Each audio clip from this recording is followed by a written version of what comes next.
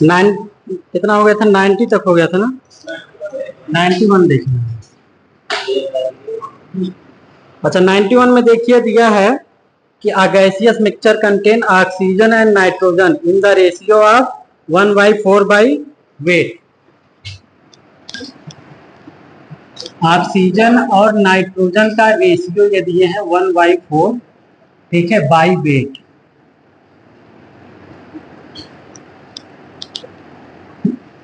ठीक है, ये गिवन है। इसमें उन्होंने पूछा क्या है, आपसे पूछे हैं क्या कि the ratio of their number of molecules.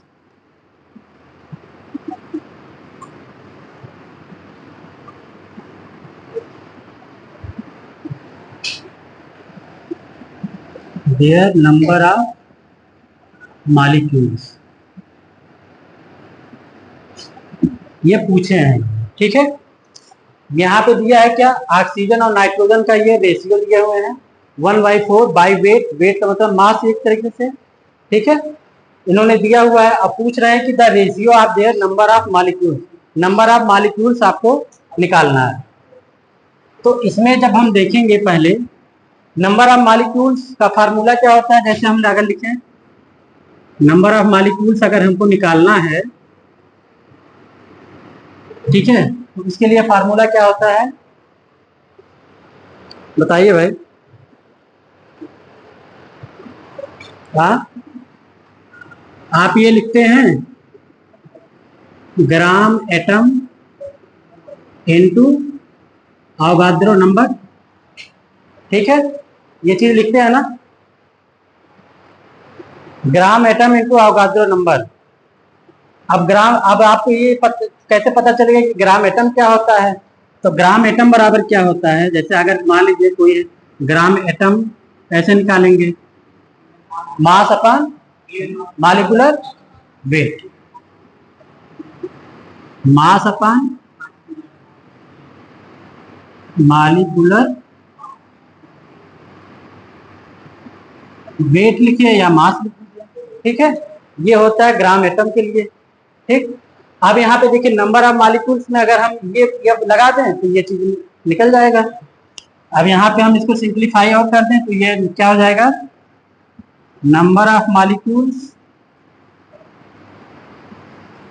बराबर mass upon molecular weight into Avogadro number, ठीक। कितना समझ में आ रहा है। अच्छा, अब यहाँ पे देखिए एक एक एटम का हम नंबर ऑफ मॉलिक्यूल्स निकाल लें, ठीक, उसके बाद उसका रेशियो ले लेंगे। अब यहाँ पे देखिए नंबर ऑफ मॉलिक्यूल्स अगर हम निकालें किसके लिए, नंबर ऑफ मॉलिक्यूल्स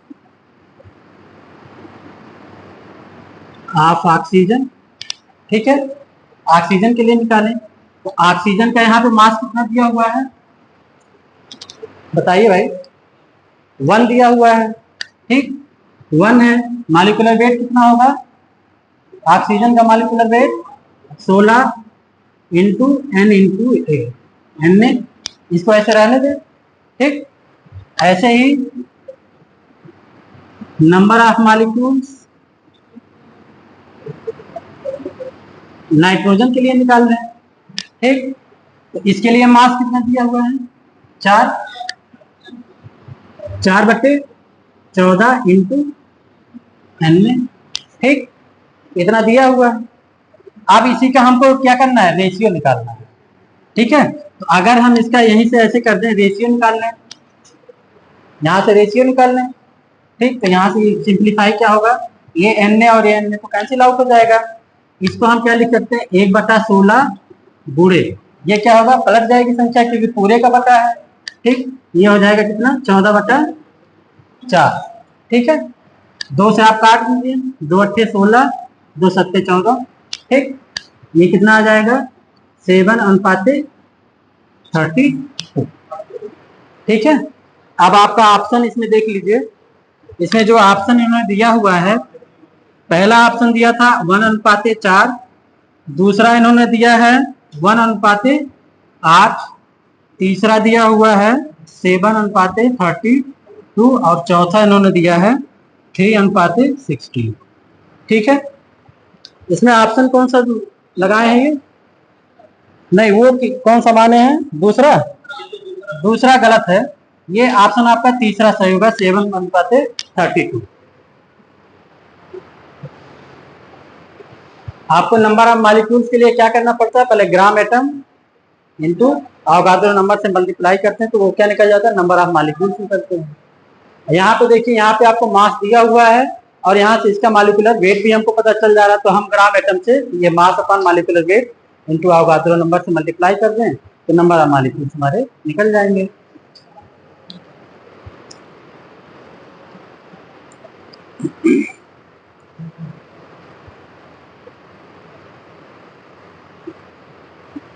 कोई समस्या?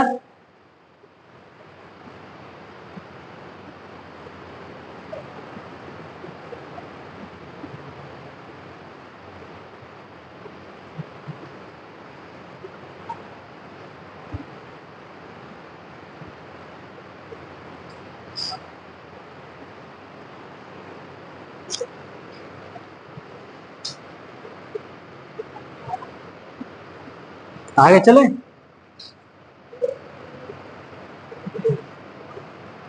मिटा दे?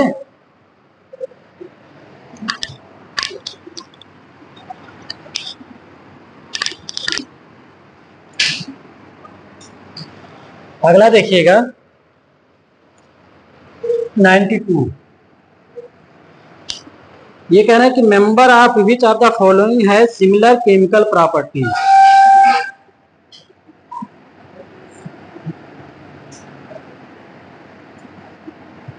सिमिलर केमिकल प्रॉपर्टीज,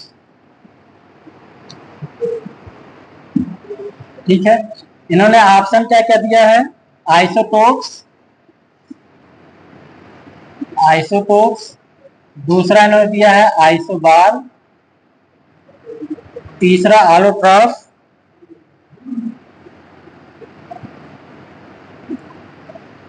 और चौथा इन्होंने दिया है बोथ आइसोटोप्स एंड आलोट्रॉफ। ठीक है,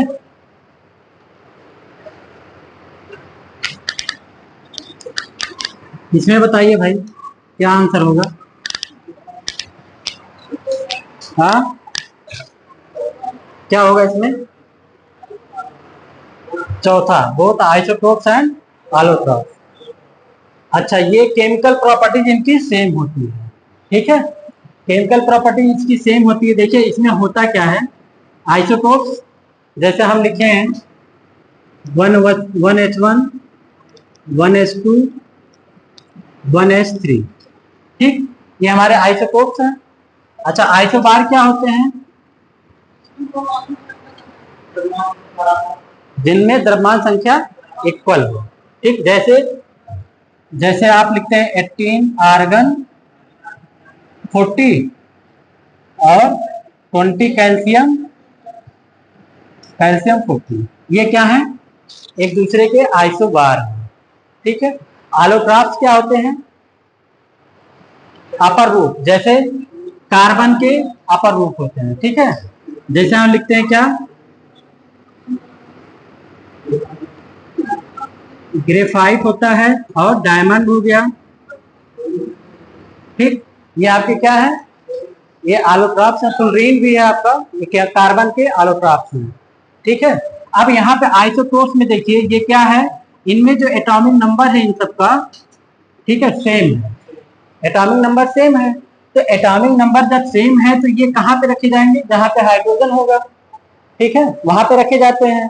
तो इसलिए जब इसकी केमिकल प्रॉपर्टीज है, केमिकल प्रॉपर्टीज क्या होगी? वो सेम होगी किसके? जो हाइड्रोजन हमारा है, हाइड्रोजन के अनुसार इनकी जो केमिकल प्रॉपर्टीज होगी वो हाइड्रोजन के सापेक्ष ही इसकी प्रॉपर्टी इन सबकी भी होगी, ठीक है। आलोट्रॉप्स में देखिए ये क्या है? ये सभी किससे बने हुए हैं? कार्बन से बने हुए हैं, ठीक। ये दोनों कार्बन से ही बने हुए हैं, ठीक है। अब इनकी जो केमिकल प्रॉपर्टीज होगी, कार्बन के जो ये क्या है? कार्बन के अपर रूप है, आलोट्रॉप्स है। तो जो कार्बन की केमिकल प्रॉपर्टीज होगी वो एक ग्रेफाइट की भी होगी और डायमंड की भी होगी, ठीक है। तो इसलिए यहाँ पे हम ये कह सकते हैं कि जो केमिकल प्रॉपर्टीज है आइसोटोप्स और एलोट्रॉप्स दोनों की सेम होती है। ठीक, डिफरेंट कहाँ पे होता है? जो इनकी फिजिकल प्रॉपर्टीज होती है वहां पे ये डिफरेंट होते हैं। फिजिकल प्रॉपर्टी में डिफरेंट कैसे हुए? यहाँ पे देखिए, यहाँ पे नंबर ऑफ न्यूट्रॉन्स क्या है? अलग अलग है। अगर यहाँ पे नंबर ऑफ न्यूट्रॉन्स निकालें, यहाँ पे निकालें, यहाँ पे निकालें, तो नंबर ऑफ न्यूट्रॉन्स क्या है? अलग अलग है। ठीक, यहाँ पे हम ये लिख सकते हैं कि number of neutrons are different. ठीक, अगर नंबर ऑफ न्यूट्रॉन डिफरेंट है, ठीक है, तो इससे क्या होगा? इसके मास नंबर पे इफेक्ट पड़ेगा। ठीक, इसका जो ये मास नंबर है इस पे इफेक्ट पड़ेगा। किस पे पड़ेगा? मास नंबर पे इफेक्ट पड़ेगा। ठीक है, जब मास नंबर पे इफेक्ट पड़ेगा तो हम करते क्या है इसमें? मास नंबर जो है, अब जो मास नंबर हम इसका डिटरमाइन करते हैं वो फिजिकल प्रॉपर्टीज से, जैसे मान लीजिए डेंसिटी हो गया या मेल्टिंग पॉइंट हो गया या बॉइलिंग पॉइंट हो गया, वो हम कहाँ से जो है निकालते हैं? वो हम जो डिटरमाइन करते हैं मास नंबर से ही डिटरमाइन करते हैं क्या? इसकी फिजिकल प्रॉपर्टीज।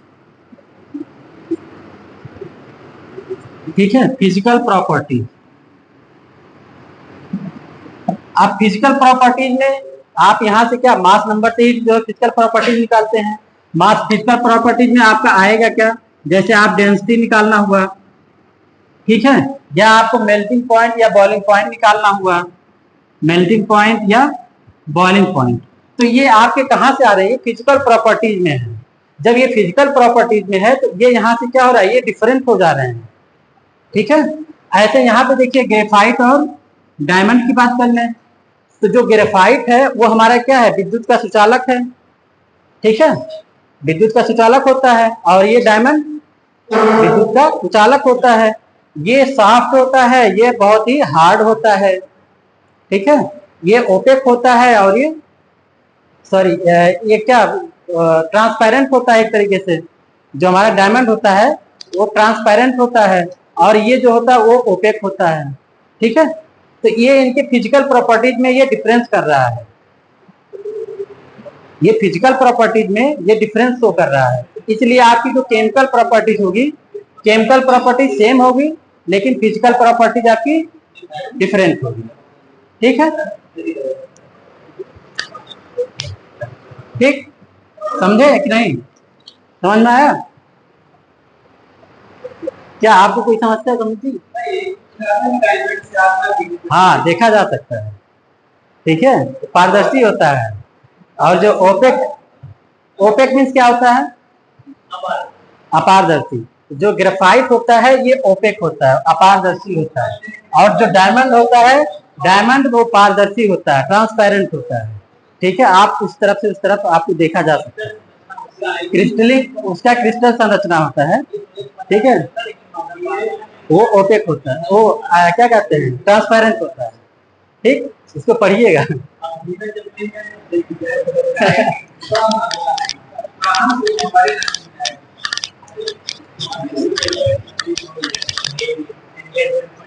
चलिए अगला देखा जाए।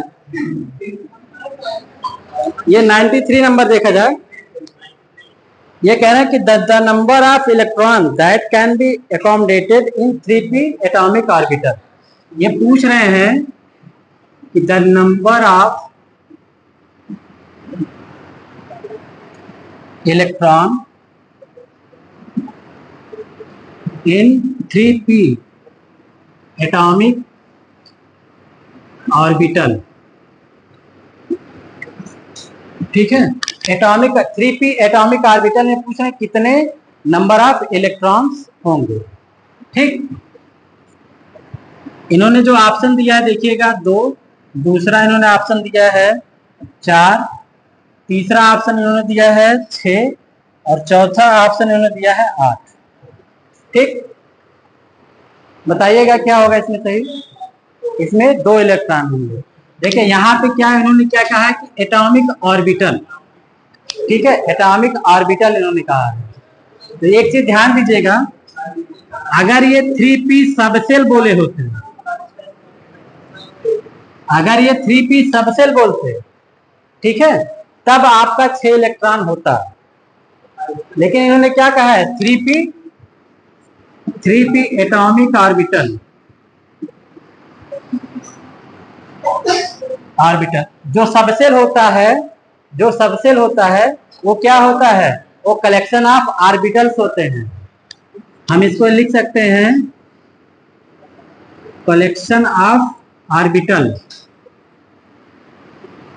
ठीक, जैसे अब 3p है, ठीक, तो p में क्या होगा, ये देखिए p में ये हमारा सबसेल है, कौन सा, ये हम कहें कि ये p सबसेल है, ये हमारा क्या है, p सबसेल है।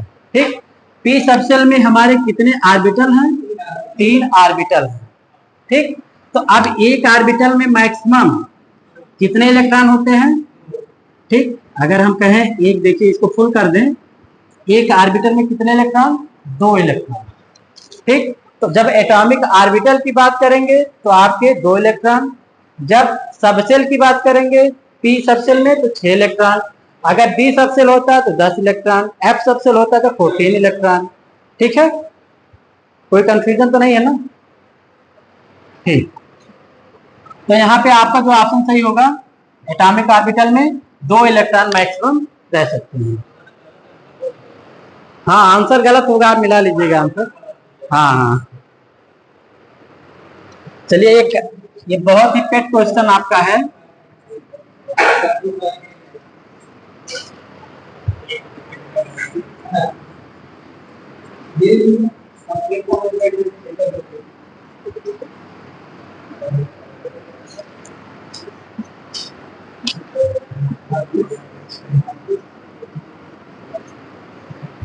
टीजीटी का बहुत ही पेट क्वेश्चन है ये, ठीक है। ठीक,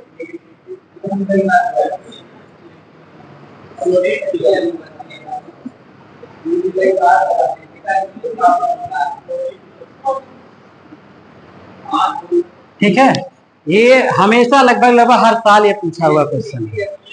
ठीक है, हाँ, तो आप सभी लोगों को पता है फ्लोरीन की जो इलेक्ट्रॉन एफिनिटी है सबसे ज्यादा होती है। ठीक, यह लगभग हर साल पूछ लेता है। अभी देखिए 21 में भी पूछा था। हाँ, एक पूछेगा।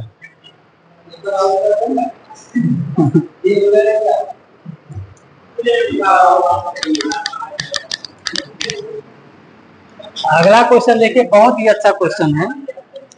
जो अगला क्वेश्चन है बहुत ही अच्छा कॉन्सेप्चुअल क्वेश्चन है, और ये लगभग एक तरीके से एक्सेप्शन आप बोल सकते हैं, एक्सेप्शनल क्वेश्चन है। कह रहा है कि the element with the largest size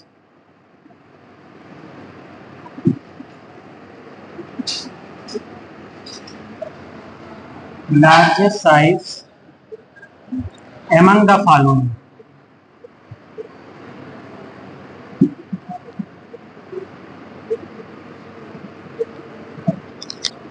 ठीक है, इसमें देखिए ऑप्शन इन्होंने दिया है रुबिडियम,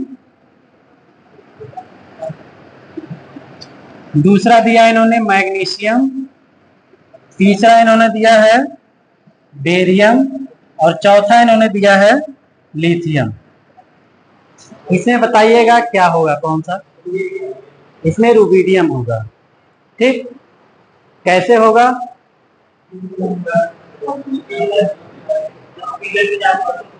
नहीं, ठीक है, आप देखिए ये क्या है, आप देखिए ये आपके एल्कली मेटल और एल्कलाइन एर्थ मेटल दोनों से पूछा हुआ है। ठीक, तो हम अगर लिखें लिथियम,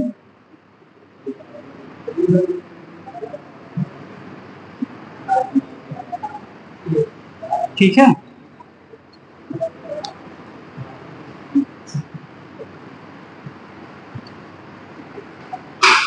ठीक, ये है। आप जब ग्रुप में चलते हैं तो क्या होता है, साइज इंक्रीज करती है, साइज इंक्रीज करेगी। ठीक है, और जब आप पीरियड में चलेंगे तो साइज क्या होता है, डिक्रीज करता है। और जब आप ग्रुप में चलते हैं तो क्या करता है, इंक्रीज होता है। ठीक है, इंक्रीज करता है। तो यहाँ पे आप देखिए, अगर इसकी बात करें तो यहाँ पे इसकी साइज सबसे बड़ी है। ठीक, इस वाले में देखेंगे तो इसकी साइज सबसे बड़ी है। ठीक, ये होना चाहिए, लेकिन होता क्या है इसमें, इसमें इससे बड़ा जो है साइज होगा किसका, इसका, पोटेशियम का होता है। ठीक है, इसमें देखिएगा कैसे आप याद रखेंगे, ये साइज होता है ये। ठीक, पहले बेरिलियम का होगा, फिर लिथियम का होता है, उसके बाद फिर मैग्नीशियम का होगा। ठीक है, फिर किसका होगा, सोडियम का होगा। ठीक, उसके बाद किसका होगा, कैल्शियम का होगा, फिर स्ट्रोंशियम का होगा। ठीक है,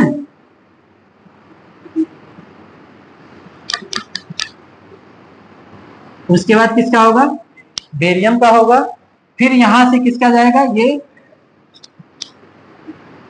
इसका पोटेशियम का होगा, उसके बाद इसका रिबोडियम का, उसके बाद फिर सीजियम। ठीक है, तो अगर कहीं ये इसमें से पूछ ले alkali metal alkaline earth metal में, यहाँ तो देखिए रुबिडियम आपका दिया था, तब तो ठीक है भाई, यहाँ पे हो गया। लेकिन और भी चीजें, जैसे अगर मान लीजिए इस बीच से पूछ ले, तो ये आपको याद होना चाहिए कि किसकी साइज कैसे बड़ी होती है। ठीक है, सबसे बड़ी साइज इसमें सीजियम की होगी।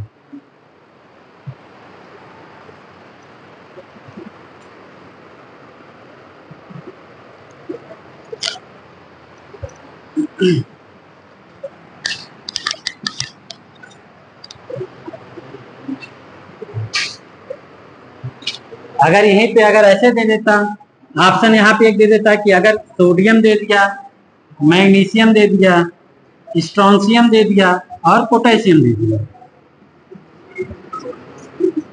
ठीक है, अगर ये कहीं दे दिया, तब आप तो ऐसे देखेंगे कि भाई आपको दिमाग में यही फीड है कि क्या होगा, कि जब हम ऊपर से नीचे आते हैं तो साइज इंक्रीज होती है, तो आप लगा देंगे किसको, स्ट्रोंशियम को। नहीं होगा तो पोटेशियम, लेकिन आप ऐसे जो माइंड में बना हुआ है कि ऊपर से नीचे आने पे साइज हमारी क्या होती है, इंक्रीज करती है, तो वहां से आप किसको लगा देंगे, यहाँ पे लगा देंगे। लेकिन यहाँ पे ये एक थोड़ा सा एक्सेप्शन है, आपको थोड़ा ध्यान देना पड़ेगा। ठीक है, तो यहाँ पे आपकी साइज किसकी बड़ी होगी, पोटेशियम की साइज बड़ी होगी, अगर ऐसा दिया तो इसलिए आप ये कॉन्सेप्ट याद कर लीजिएगा।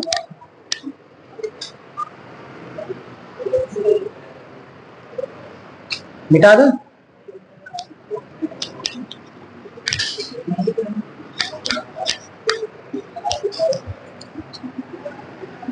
अगला देखिएगा 96, कह रहा है कि which are the following salt is not soluble in water.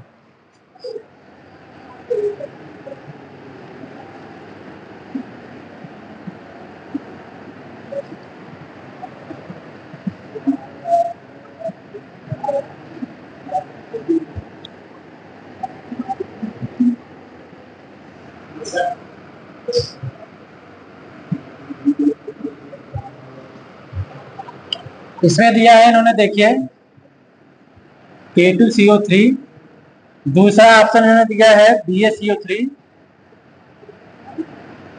तीसरा इन्होंने दिया है कैल्शियम क्लोराइड, और चौथा इन्होंने दिया है सोडियम सल्फेट। ठीक है, ये ऑप्शन उन्होंने दिया है। अब इसमें बताइएगा कौन वाटर में सॉल्युबल नहीं है।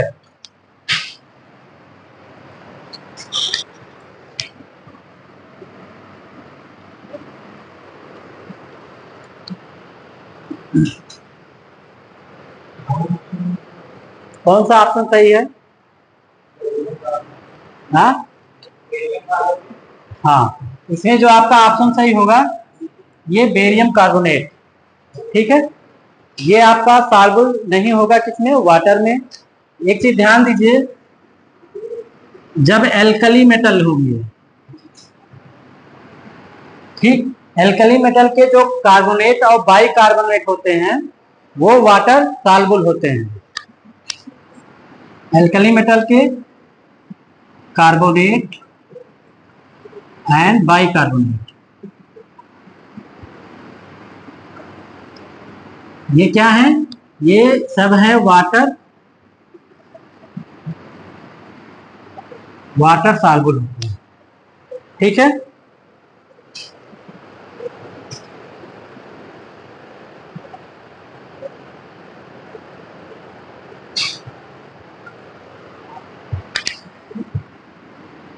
यहाँ पे एक चीज और लिख दीजिएगा, किससे? एक्सेप्ट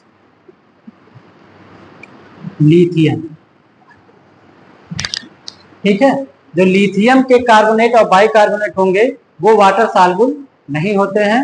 उनको गर्म जब करते हैं तो वो क्या करता है, वो अपने आप उसमें टूट जाता है। जैसे अगर हम कहें Li2CO3 है, जब इसको हम गर्म करेंगे तो ये किसमें किसमें चेंज हो जाएगा? हाँ, यहां से क्या होगा, ये Li2O और प्लस CO2 गैस ये बना देता है। ठीक है, इसमें ये टूट जाता है, इसीलिए क्या होता है, ये वाटर सॉल्युबल नहीं होता है। ठीक,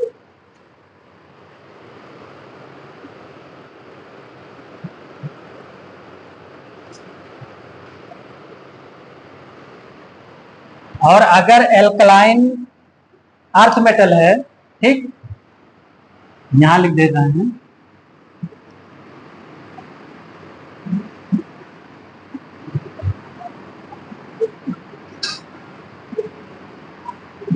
ठीक है, इनके जो कार्बोनेट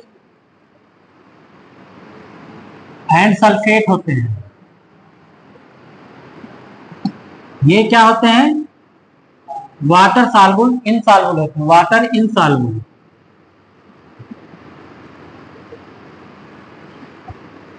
ठीक है, ये वाटर इनसॉल्युबल होते हैं। ऐसा क्यों होता है? ये क्या होता है कि ये वाटर सॉल्युबल है, ये वाटर इनसॉल्युबल है। जैसे जैसे हम क्या होता है कि जब हम इसमें आते हैं ग्रुप में, तो क्या होता है, मेटेलिक नेचर जो इसके इलेक्ट्रोपॉजिटिव नेचर होता है वो क्या होता है, साइड से इंक्रीज करता है, जो इसके कार्बोकैटायन जैसे बनाता है ना। ठीक, इलेक्ट्रोपॉजिटिव नेचर, जैसे मान लीजिए कि ये आपका किसमें होगा, जैसे ये बेरियम हो गया, बेरियम 2+ बनाएगा। ठीक, तो इसकी जो साइज होती है वो क्या होती है, इंक्रीज, भारी बड़ा हो जाता है, और इस पे जो वाटर के मॉलिक्यूल आके इसमें जो चिपकते हैं बाद में, ठीक, वो नहीं चिपक पाते हैं। ठीक है, साइज क्योंकि बड़ा रहता है। ठीक, इसलिए जो हाइड्रेशन होता है वो हाइड्रेशन इस पे हो नहीं पाता है, इसलिए वो वाटर में इनसॉल्युबल होते हैं। ठीक है,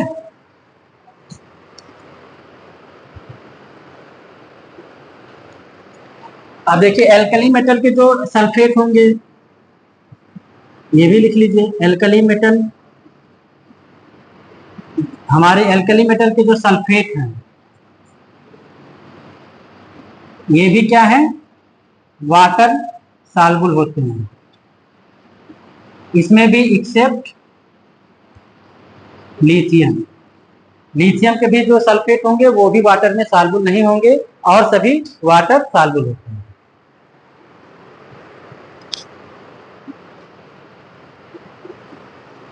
ठीक है, तो यहाँ पे जो आपका ऑप्शन सही है कौन सा है, बेरियम कार्बोनेट, क्योंकि इसके जो कार्बोनेट या सल्फेट है क्या है, वाटर में इनसॉल्युबल होते हैं। आपको रीजन पता है क्यों? क्योंकि जो इलेक्ट्रोपॉजिटिव नेचर होता है इसमें क्या होता है, साइज बढ़ती जाती है, हाइड्रेशन जब हम कराते हैं तो इसमें वाटर मॉलिक्यूल चिपकते नहीं। ठीक है,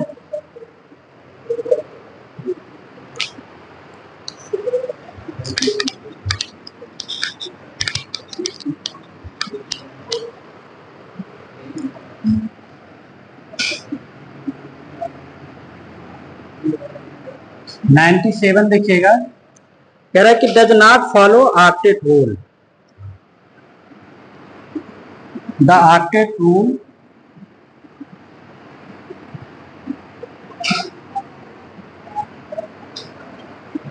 इज नॉट वैलिड।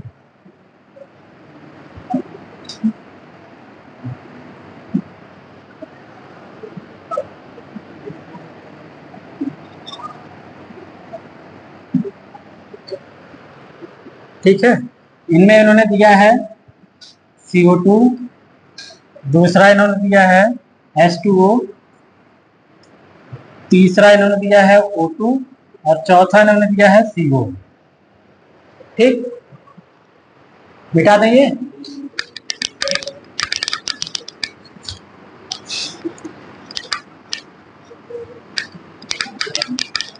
इसे बताइएगा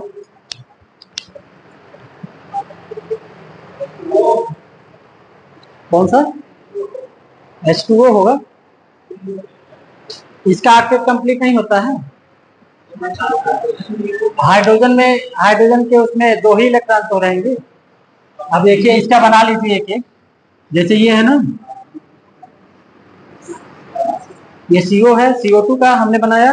ठीक, यहाँ पे क्या है, इसके पास 2 लोन पेयर ऑफ इलेक्ट्रॉन, ठीक, और 2 एक इलेक्ट्रॉन यहाँ पे दे दिया।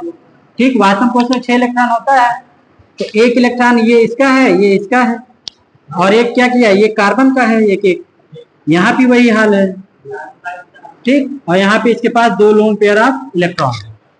ठीक है, तो 2 2 4 2 6 2 8, यानी कि ये अपना स्ट्रक्चर कंप्लीट कर लिया, स्ट्रक्चर अपना कंप्लीट कर लिया।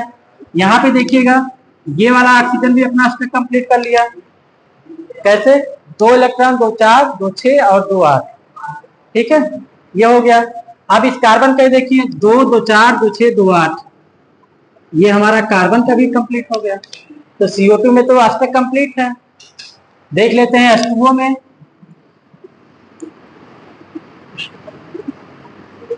ठीक है, एक ऑक्सीजन का रहेगा और एक हाइड्रोजन का।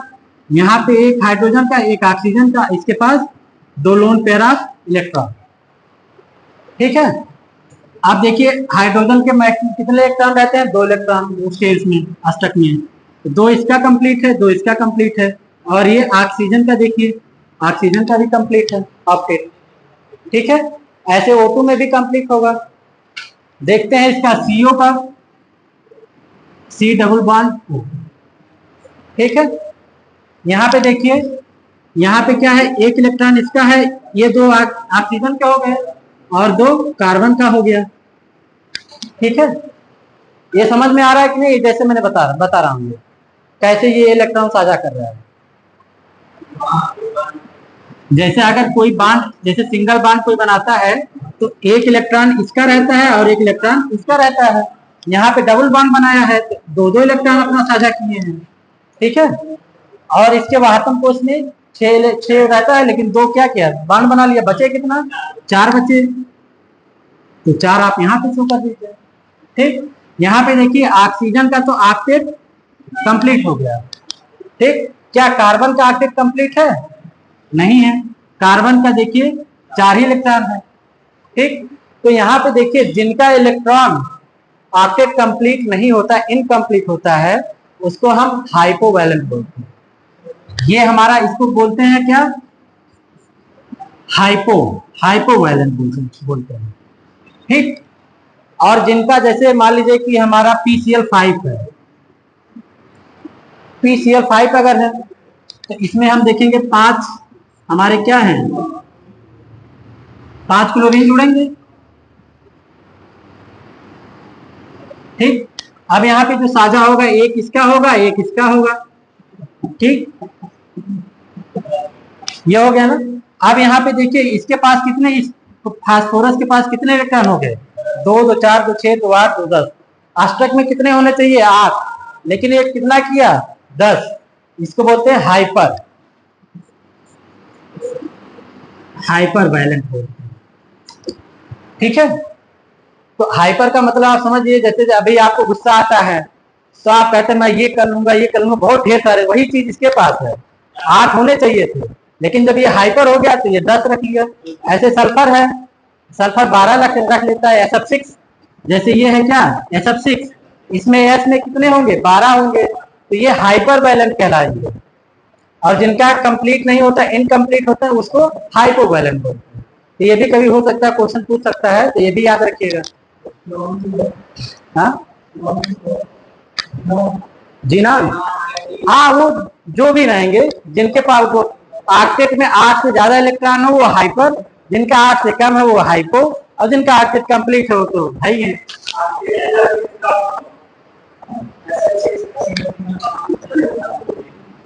ये देखिए आपका कैसे होते हैं,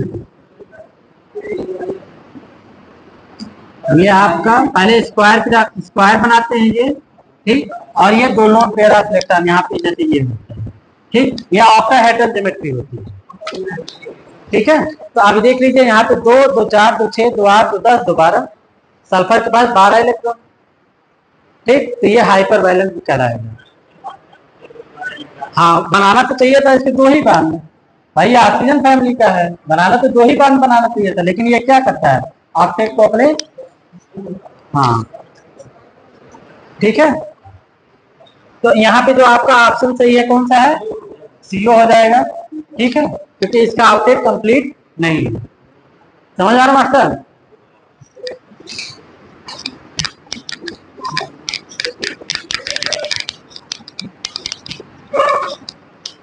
क्वेश्चन देखिए, क्या है कि which compound has line structure,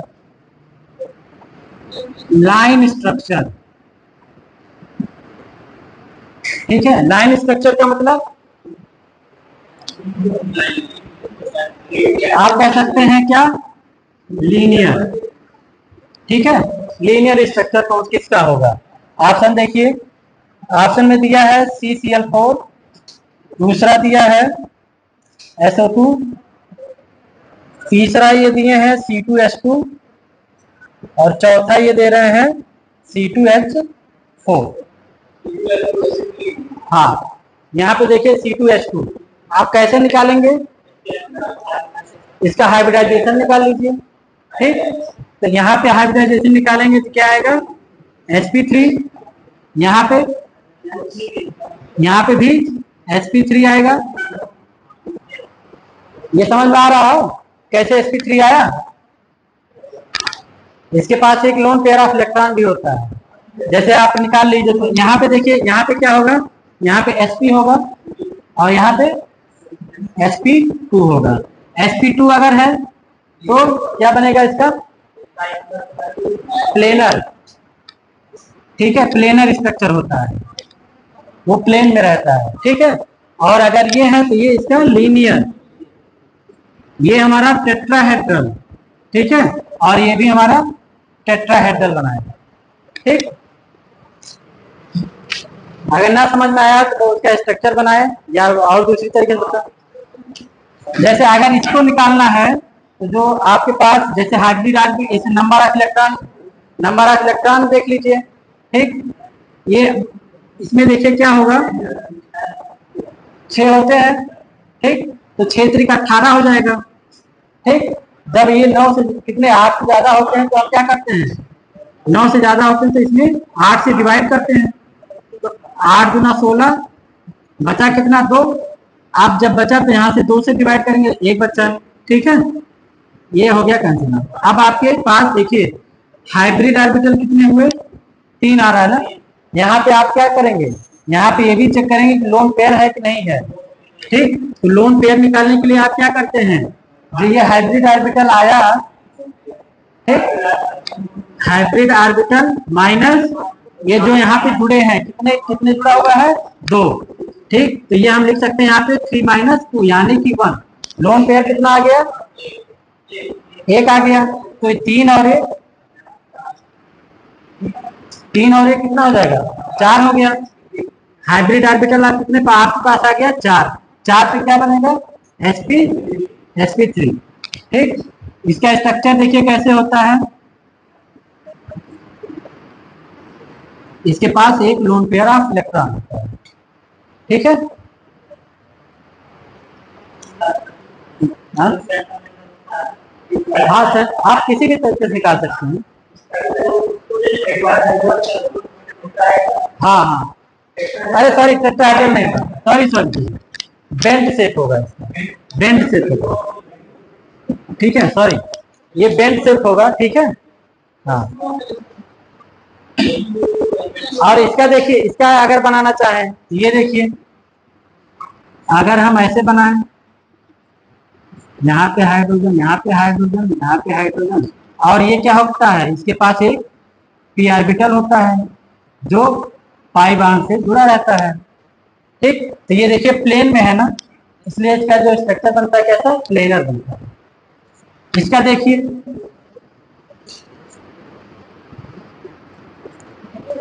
इनके बीच का जो एंगल होगा 180 डिग्री, इनके बीच का एंगल क्या होगा, इनके बीच का एंगल क्या होगा 120 डिग्री। ठीक है, और तो इसका तो स्ट्रक्चर बनाने की जरूरत नहीं है क्योंकि ये टेट्राहेड्रल है। CH4 का जैसे स्ट्रक्चर होता है वैसे ये भी होगा।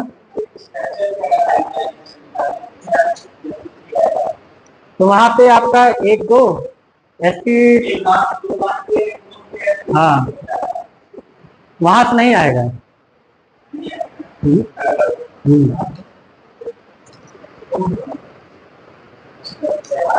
स्ट्रक्चर से नहीं, आप यहीं, इसीलिए मैंने ये बताया पहले ना कि आप यहाँ से निकाल लेंगे तो ज्यादा सही है। यहाँ भी आप इसी तरीके से भी निकाल सकते हैं। यहाँ पे देख लीजिए कार्बन है, कितने होते हैं इसके आटम कोष है 4, ठीक, 2 है, 4 दूना 8 और 4 12, ठीक, 12 में आप डिवाइड कर दीजिए 8 से, 8 एकम 8, ठीक, बचा कितना 4, यहाँ से क्या होगा 2, हाइब्रिड ऑर्बिटल कितने हो गए 3, ठीक, हाइब्रिड ऑर्बिटल कितना हो गया आपके पास 3, अब 3 पे क्या बनेगा sp2 बनेगा। ठीक, तो आप ऐसे सब में आप निकाल सकते हैं। ठीक है,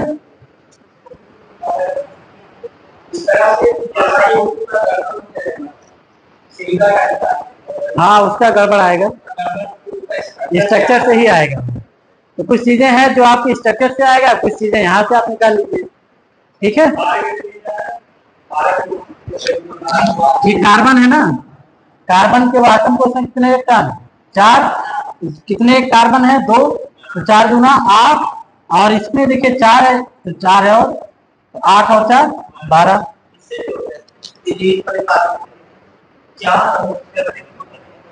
हाँ ठीक है,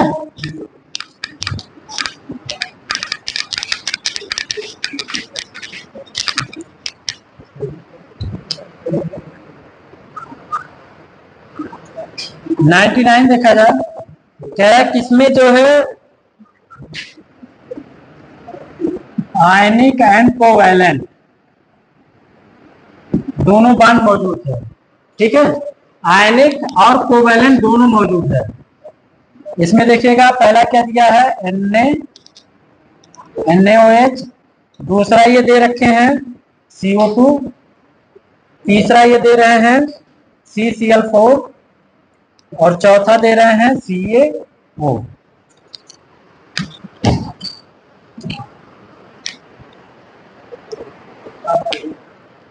बताइएगा इसमें कौन सा सही होगा, जिसमें आयनिक और कोवैलेंट दोनों हैं।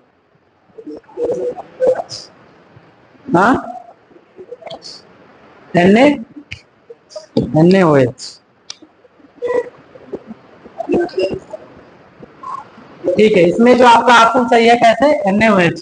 देखिए Na में क्या होता है Na प्लस और OH माइनस बनता है। ठीक है, ये दोनों बना, अभी तो इसमें क्या दिखा आपको, अभी दोनों आयनिक रूप में दिख गए। ठीक, अब यहाँ पे देखिए ये Na प्लस और ये OH माइनस। ठीक, यहाँ पे देखिए क्या है, ये आयनिक भी है और कोवैलेंट भी है। ठीक है, तो NaOH में आपका आयनिक और कोवैलेंट दोनों मिलेगा।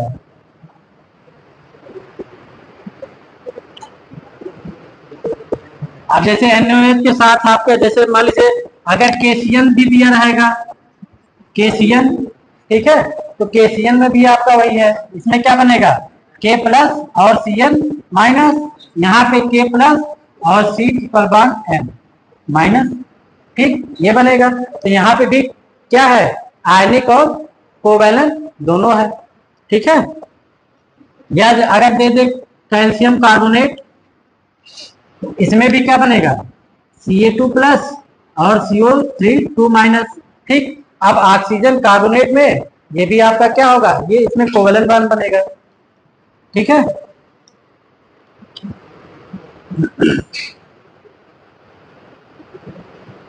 अच्छा ये बताइए, ये COCO कैसा है? हाँ, ये क्या होगा?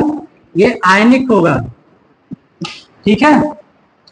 और ये NOH आयनिक और कोवैलेंट दोनों होगा, ठीक है। और ये CCl4 और CO2 ये कैसे होंगे? कोवैलेंट होंगे।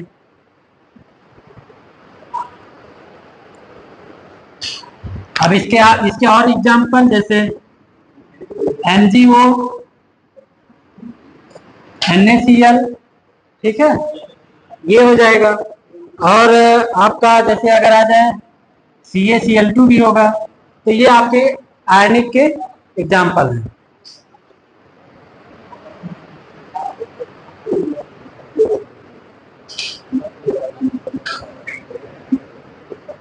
ठीक है, मिटा दें? हाँ भाई, इसमें देखिए CO2 में क्या होगा, ये कार्बन है, ये कार्बन है, ये ऑक्सीजन। इसमें क्या है, ये देखिए कोवैलेंट बॉन्ड बना है, ठीक, मिटा दें? इसमें NaOH में कोऑर्डिनेट बॉन्ड भी बनेगा? नहीं भाई, कोऑर्डिनेट बॉन्ड तो नहीं बनता है। ये आयनिक और कोवैलेंट कोऑर्डिनेट अलग होता है। जब वो क्या करता है, इलेक्ट्रॉन पेयर दे देता है, ठीक है।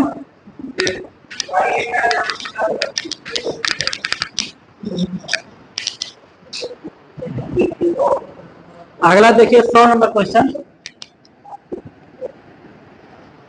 इसमें कह रहा है कि which are the following is non polar molecule. Non polar molecule, ठीक। इसके लिए क्या होता है, μ=0।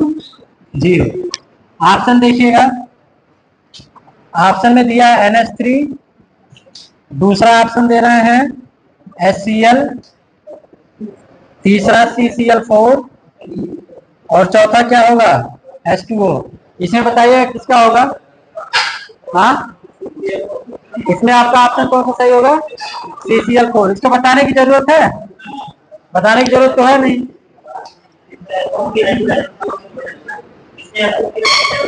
हाँ हाँ, इसको बताने की जरूरत तो नहीं है ना, सभी लोग कर ले जाएंगे। तो आपका ऑप्शन ये सही हुआ। हाँ, वो होगा तो बता दूंगा।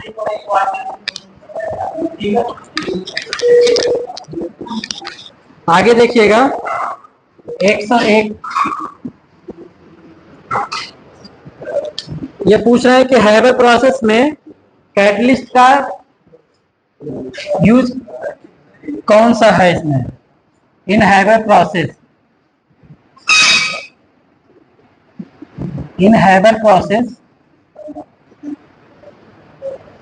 कैटलिस्ट यूज, इसमें कैटलिस्ट कौन सा यूज किया जाता है? इसमें दिया है आयरन, दूसरा इन्होंने दिया है निकिल, तीसरा ये दे रहे हैं पैलेडियम, और चौथा दे रहे हैं वैनेडियम पेंटाऑक्साइड, ठीक। हैबर प्रोसेस में क्या होता है, N2 plus 3H2 reversible reaction होता है। ये बनाता है क्या है, 2NH3, और यहाँ पे plus delta H। Delta H किसमें होता है, नेगेटिव में होता है, ठीक है। नेगेटिव बाय 0.4 किलो कैलोरी होता है ना, ठीक। यहाँ पे जो यूज किया जाता है कैटलिस्ट, वो कैटलिस्ट क्या यूज करते हैं? कैटलिस्ट इसमें जो यूज करते हैं Fe और मॉलिब्डेनम भी यूज किया जाता है। मॉलिब्डेनम क्या होता है, कैटलिस्ट का काम तो Fe करता है, लेकिन मॉलिब्डेनम क्या काम करता है, ये वर्धक का काम करता है, ठीक है। वर्धक का मतलब प्रमोटर, कैटलिस्ट को प्रमोट करता है, ठीक है। तो यहाँ पे जो आपका ऑप्शन, इसमें देखिए, इसमें ऑप्शन जो सही है, ये आपका ऑप्शन आयरन सही है, ठीक है। इसमें हमारा जो ये आयरन है, ये कैटलिस्ट है, और ये जो है, ये हमारा कैटलिस्ट प्रमोटर है,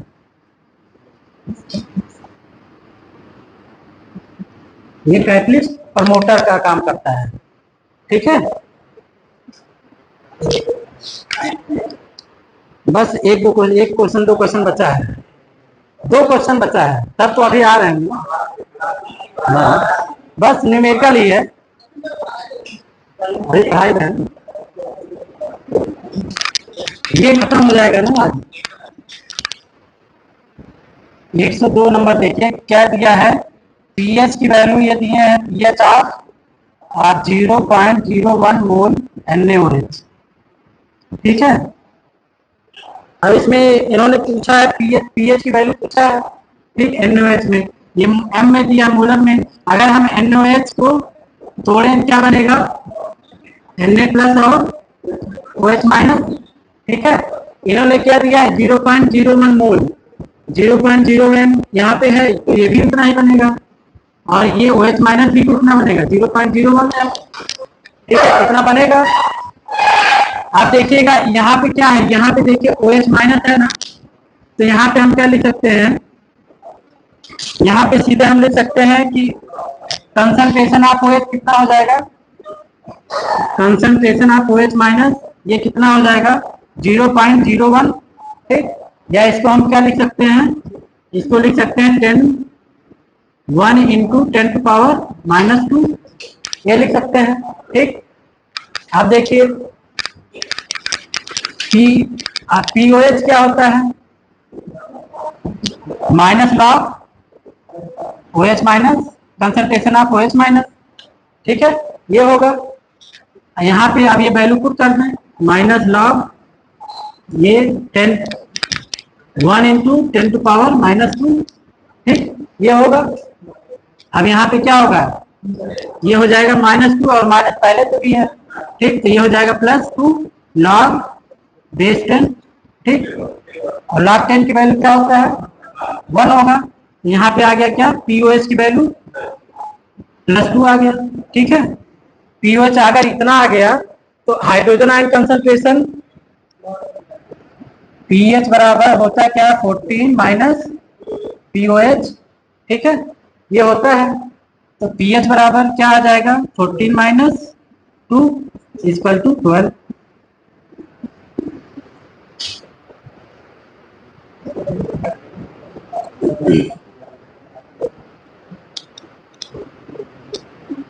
ठीक है, एक क्वेश्चन और है 103, अर्थ क्रस्ट में कौन सा मेटल सबसे ज्यादा पाया जाता है। ठीक है, ये पूछा है कि अर्थ क्रस्ट में सबसे ज्यादा मेटल कौन पाया जाता है, मिटा देंगे।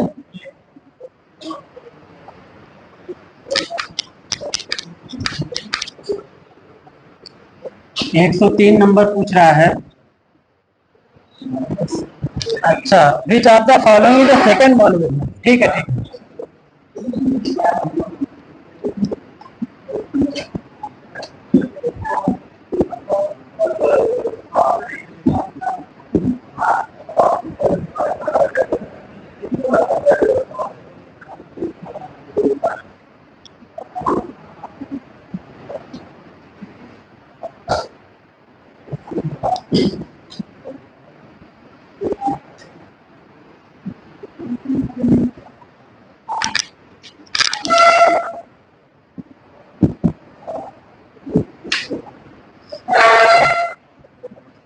Earth crust.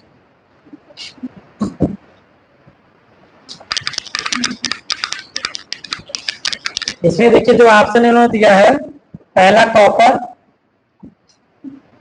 दूसरा ये दे रहा है एल्यूमिनियम, तीसरा ये दे रहा है आयरन, और चौथा ये दे रहा है जिंक। ठीक है, तो अर्थ क्रस्ट में आप देखिएगा जो सबसे ज्यादा पाया जाता है ऑक्सीजन, ऑक्सीजन ये कितना पाया जाता है 50%। उसके बाद आपका सिलिकॉन पाया जाता है, ये आपका 26% के आसपास पाया जाता है, और फिर उसके बाद पाया जाता है एल्यूमिनियम,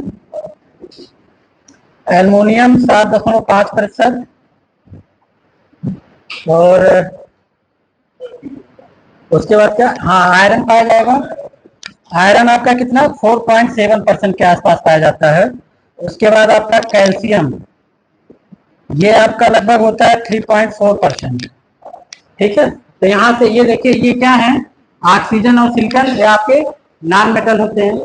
ठीक है, यहाँ पे देखिए एल्युमिनियम आपका क्या है, ये पुअर मेटल होता है, ये पुअर मेटल होता है। ठीक है, मेटल में ये आता है, तो एल्युमिनियम आपका पाया जाएगा इसमें सबसे ज्यादा। ठीक है,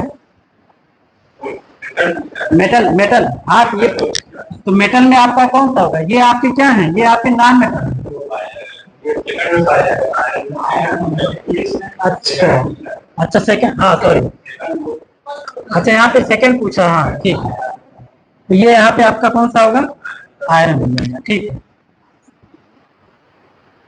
ये आपके इधर आपकी क्या है, ये मेटल है सर, 3D का है ये। ठीक है, ये फर्स्ट मेटल है और ये आपका सेकंड मेटल है। ठीक है, ये 2004 का पूरा आज खत्म हो गया पेपर। हाँ ये कैंसिल आ रहा था।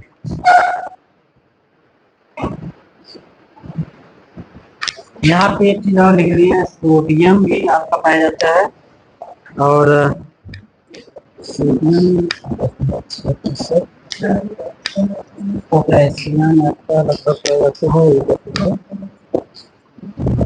ये इतना लिख लीजिएगा, ये लगभग आपको मिलते हैं इसमें अर्थ क्रस्ट में, अर्थ क्रस्ट में ये चीजें आपको मिलेंगी।